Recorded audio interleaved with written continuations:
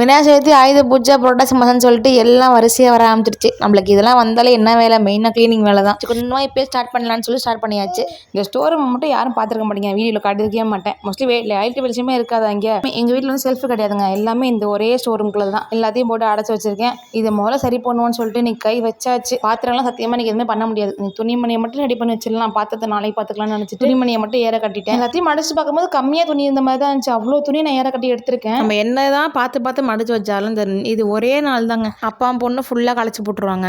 நான் பிள்ளைங்க துணியெல்லாம் மட்டும் எனக்கு வைக்கிறதுக்கு செல்ஃபில் இடம் இல்லைன்னு சொல்லிட்டு தனித்தனியாக 2 பாக்ஸில் போட்டு வச்சாச்சு. புது ட்ரெஸ் எல்லாமும் சுக்கேஸில் எடுத்து வச்சாச்சு. என்னோட ஷாலு இன்னும் வேஸ்லாம் தனித்தனியாக டப்பாவில் வச்சுக்கிட்டேன். அப்போ தான் கொஞ்சம் ஈஸியாக இருக்குது எடுக்கன்னு சொல்லிட்டு. இந்த பாக்ஸ் இந்த கட்டப்பை ரெண்டுமே எங்கள் பிள்ளைங்களுக்கு பத்தாத துணி மட்டும் தான். இவ்வளோ வேஸ்ட் துணி இருக்குது, நான் என்ன பண்ணுறதுன்னு தெரியாமல் வச்சுட்டு இது எங்கே கொடுக்கலான்னு சொல்லிட்டு ஏதாவது ஐடியா இருந்தால் மறக்காம கமெண்ட்டை சொல்லுங்கள். முடிஞ்ச வரையும் ஒழுங்காக அதை துணியை மட்டும் அடுக்கி வச்சுட்டேன். பாத்திரம்லாம் நாளைக்கு தான் பார்க்கணும். குட்டி போய் அதுக்குள்ளே அழுக ஆரம்பிச்சிட்டாரு, தூக்கம் வருதுன்னு சொல்லிட்டு. அப்புறம் பாய் சொல்லிட்டு தூங்க போயாச்சு.